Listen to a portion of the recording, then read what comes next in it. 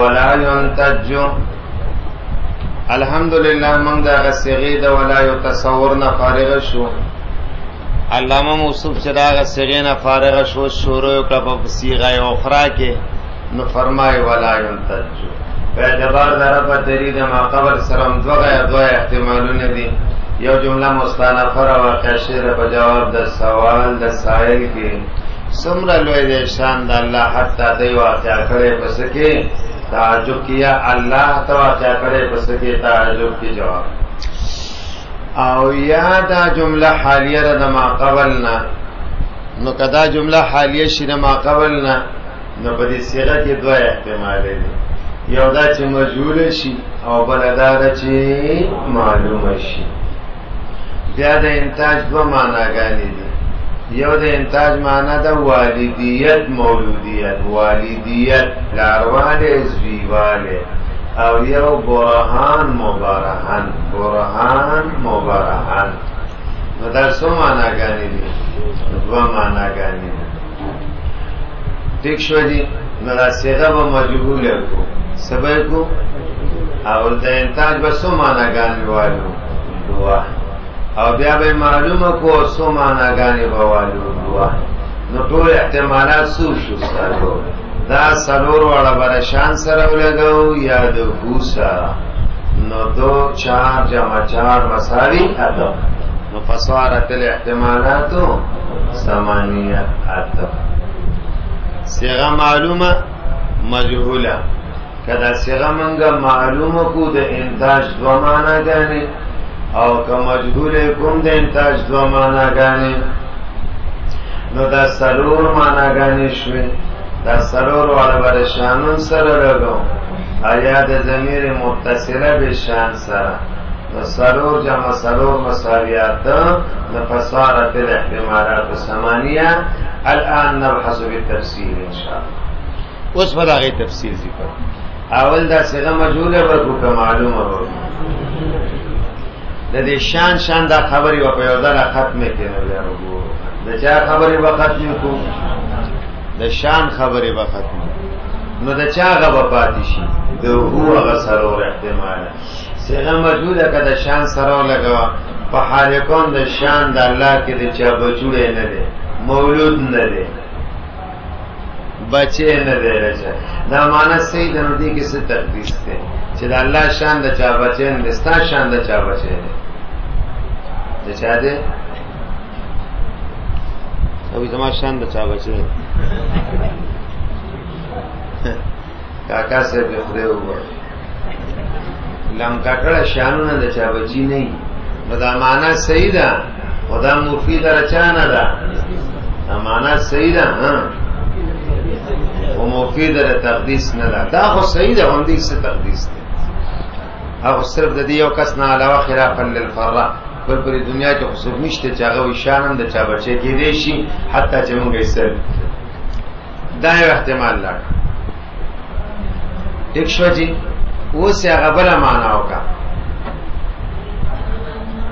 ابل معنا یې سوا برهان نو په حال کون د شان د الله کې چې برهان نه دی برهان خود قضایا نه جوړیږي مړه د الله شان بسنګ برهان شي دا معنی صحیح ده خو مفید ده تقدیس نه. اوس مجهوله کړه چا سره لګاو نه معلومه کړه الکه یو منټ نه غلط شو هغه دا چې دا صيغه مجهوله ده د شان سره لګاو معنی لغوي د شان د الله مولود نه لري اوس یو لګاو چا سره د شان سره په حال کون د شان د الله کې چې مبرهن لري برهان مو یا صيغه مجهوله ده ها نو که مبرهن نه ده اجمالا هم نه ده نو دا معنا خو غلطه ده ځکه شان د مقوله د فعل نه ده کوم شی چې تحت المقوله مقوله ورته جنسي د کوم شی لپاره چې جنسي فصلي دارش كل ما له جنس وفصل فله حد افصل له حد. ٹھیک شو جی او کتوی مبارهن تفصیلا نده بحسب المصداق اخو ٹک تجیبه دا اللہ شیونات غیر متناهی سو احتمالات لارد اوس صيغه سکا چا سره ولګوا نو په حال کون د شان د الله کې د چا زوی نه دی والد نه نه زوی نه والد نه په حال کون د شان د الله کې والد نه دی یعنی زوی نشته شان د الله چاپلار نه دی نو زمنګ شیوناتم د چاپلاران نه دي نو معنا خو صحیح ده اس کے اندر مولانا کوئی تقدیس تو نہیں ہے اللہ کے شان کسی کے والد نہیں ہے ہمارے شیونات اسی طرح ہے سو احتمالات تلالت دے اس معلومہ کا کم والا نو په حال کون د شان د الله کې چې برهان نه دی معنا خو صحیح ده ځکه شان مفرد دی او برهان د قضایاو نه جوړي نو معنا خو صحیح ده خو مفید سره تقدیس نه ده چې خصوصیت تر ذات واجب لري د سینه نو سو احتمالات د بین نه لاړه د منځ نه لاړه دا آسان دی بیا وایم څنګه مجهول شان حال کون د شان د الله کې موجود نه معنا خو صحیح ده څه تقدیس دی شان مبارهن نه دوه معناګانې نو یا په حال کون د شان د الله کې چوالد نه معنا خو صحیح ده څه تقدیس دی یا په حال کون د شان د الله کې برهان نه معنا خو صحیح ده او دې کې څه تقدیس نشته سو احتمالات لاړه سو پاتې شو په حال کون د شان د الله کې د الله شان والا خلاړه کنه اوس د هو والا وایو دا سرور برا چا سره ولګو د ضمیر متصله به شان سره چا سوق دی دا هو دی نو په حال کون د دی هو کې هو سوق دی الله چې دا هو لا ينتج د مولود نه دی د څه نه دی نو دا معنا صحیح ده مفید ده تقدیس هم ده چې الله جل جلاله مولود نه دی ولیک الله مولود شي نو یلزم یکون حادثا بذات و بالزمان لیکن نتالی باطل فالمقدم مثله بیا به حادث بالذات شي وجن ملازمه داره چې دا الله تعالی مولود شو نو مولود خو درجه معلولی اوالد درجه چای د علتی نو معلول حادث بالذاتی کنه نو دا به حادث بالذات شي هكذا زمانه د مولود بعد زمان الوالدی هكذا زمانه د مولود پس د زمانه د چانوی د والد نوی بیا به د واجب الوجود حادث به ذات او به زمان دواړه شي یعنی حادث به ذات بمشي او حادث به زمان بمشي نو دا معنی صحیح ده ا مفید در تقدیس هم ده ځکه مونږه مولود یو نو من حادث به ذات او به زمان دواړه یو الله مولود نشي کېدای ورنه حادث به ذات او به زمان بشي معنی صحیح ده او مفید در تقدیس یعنی دا الله سره لازم را دا معنی بچاتی شي دا احتمال ختم شو اوس مجهوله ده هو سره د لګول له شانته باندې بالکل هو سره کما معنا بوالو نو په حال کون د الله کې چې مبارهن نه دي سند نو کدا معنا چې الله مبارهن نه دي په برهانی لمی سره نو بیا په معنا صحیح ده الله مبارهن نه دي په برهانی لمی یعنی د الله لم نشته علت نشته دا معنا خو صحیح ده زمون علت شته درب نشته او کته وی الله مبارهن نه دي په برهان سره مطلقاً الله مبرهن نه ده په برهان سره مطلقاً نه مبرهن ده په برهان علمی او علمی مطلقاً برهان سلب ده او برهان مسلوب شوه ده په حرف صاد نه ده نو بیا یو سوال ده چې دا معنا ځکه صحیح نه ده چې برهان علمی خو نه لري خو خلق خو براهین قیا انیه په واجب قائم کړی دي خلقو خو براهینی انیه په واجب څه کړی دي څنګه وا چې مبرهن په برهان سره نه دی مطلقاً جواب هغه براهینی انیه صورت سوري د براهین دي نور په حقیقت کې تنبیحات دي په حقیقت کې څه دي دلایل نه دي بلکې څه دي تنبیحات دلائل ندی سوال تنبیحات خوب آغا شی پیش کیگی چاہا واضح او ظاہری نو په الله جل جلاله بسنګ س پیدا شي. یو منټ تنبیحات په کوم شی باندې چې کوم شی کې خفای کوم شی کې صحیح نو تنبیح ور باندې الله کې خو خفا نشته نو تنبیحات په ور باندې څنګه قائم شي. جواب کله د شدت وضوح په وجه باندې خفا راشي لکه انور تاسو کتلې نشي او په شیشه کې ورته ګوري یا په حوض او ډنډ کې ورته ګوري نو کله د شدت وضوح په وجه باندې څه شي راشي خفا راشي ته وایې کله د شدت وضوح په وجه الله مبرهن نه ده په قرآن سره مطلقاً سوال خلق خو براهینی انیه پیش کړلی جواب راکړه چې هغه څه شي هغه تنبیحات تاسو سور د براهین دي. سوال تنبیحات خو په خفي شی باندې الله خو واضح ده ها الله د شدت وضوح تر مخه خفا لک شدت وضوح په وجم کله کله سرازي خفا لک انوار د شدت وضوح په وجه پکې سراشي خفا کله کله راشي نو بیا ته سړی په حوض او شیشه کې کته شي او داسې ورته نشي فائدہ ودا برهان انی ستوي او برهان لمی ستوي مونږ خو برهان لمی انی ذکر کنه دا مسله به د شرقایت لاندې په صفحه کې راځي چې برهان انی ستوي او برهان لمی ستوي. برهان لمی دي ته وي دو تعبیر کوم. برهان لمی دي ته وي چې علت رواخلا او معلول به معلوم کا علت رواخلا معلول باندې په استدلال کا هغه معلوم کا لکه درز دی لوګي ولید ددن اور رواخلا دا استدلال شو علت نه په معلول معنا ده علت هم رواغس معلول په معلول او د شپې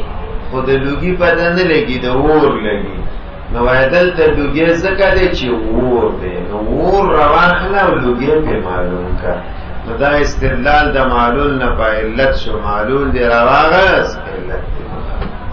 نو لمی کې علت رواخلا معلول په معلوم وا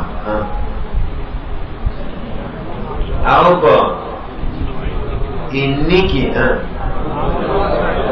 معلول رواخ دلتا با علت رواخ لی معلوم دلتا معلول رواخ لا علت پر معلوم داول مثال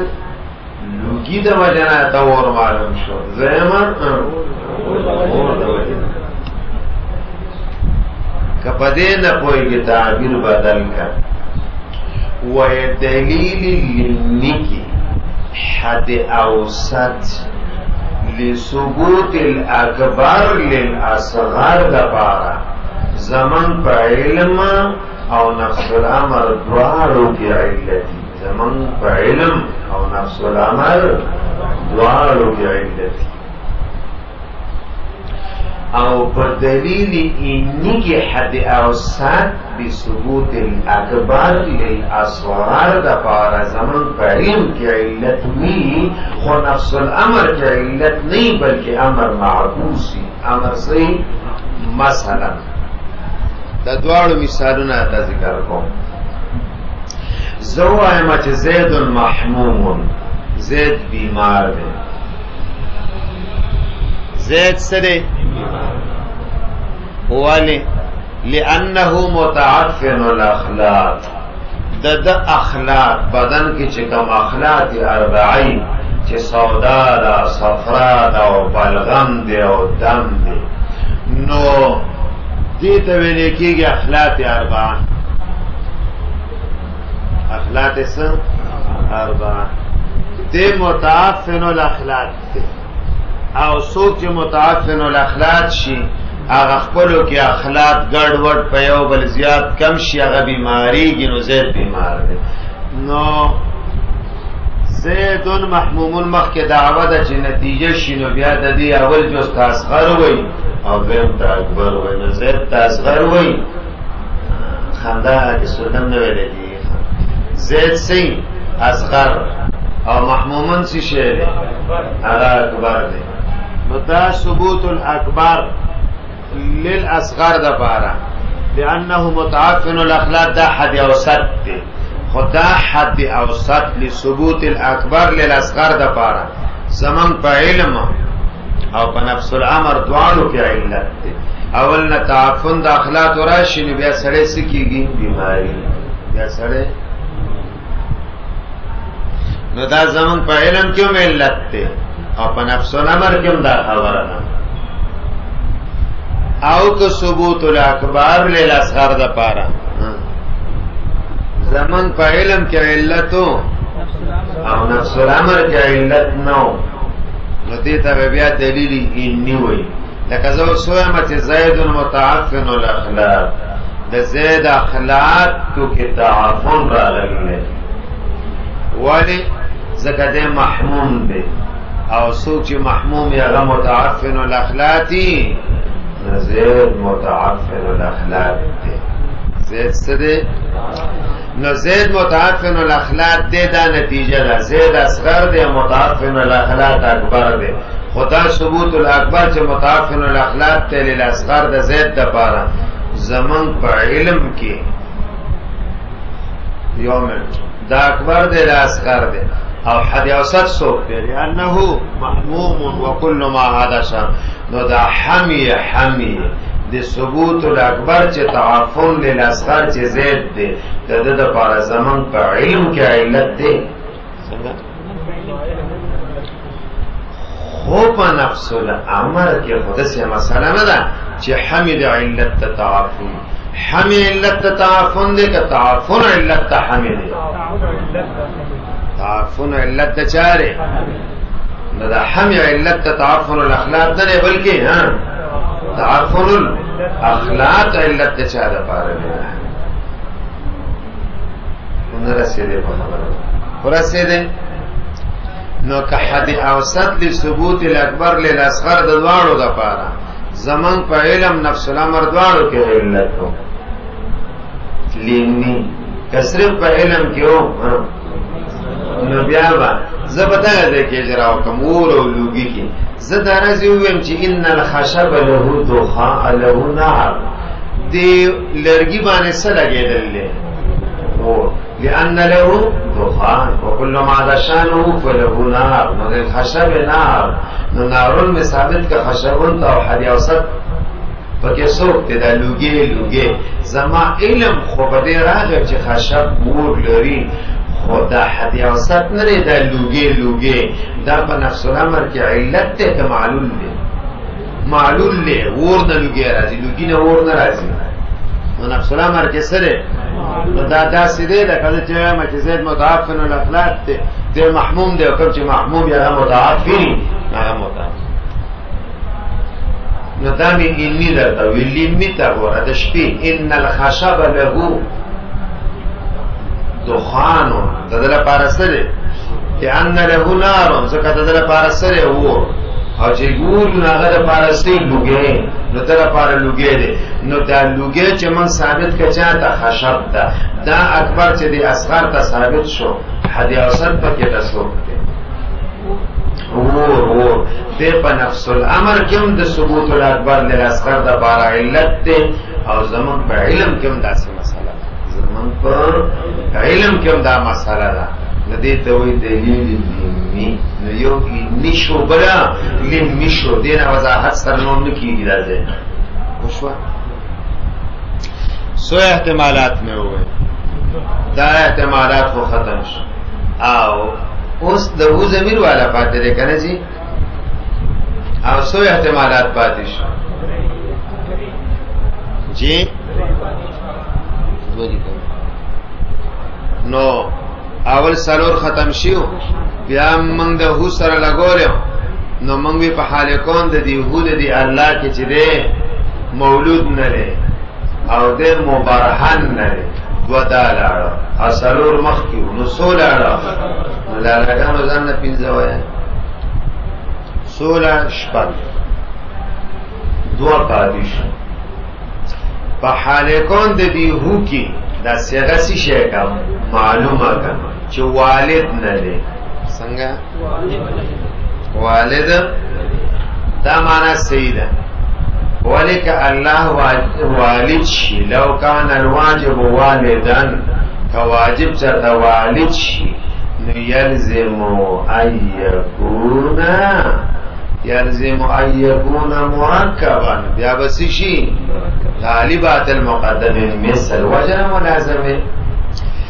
چې الله والد شي نو والد خودی ته وای چې داغه نه یو جز به منفصل کیږي او داغه پرنګ کیږي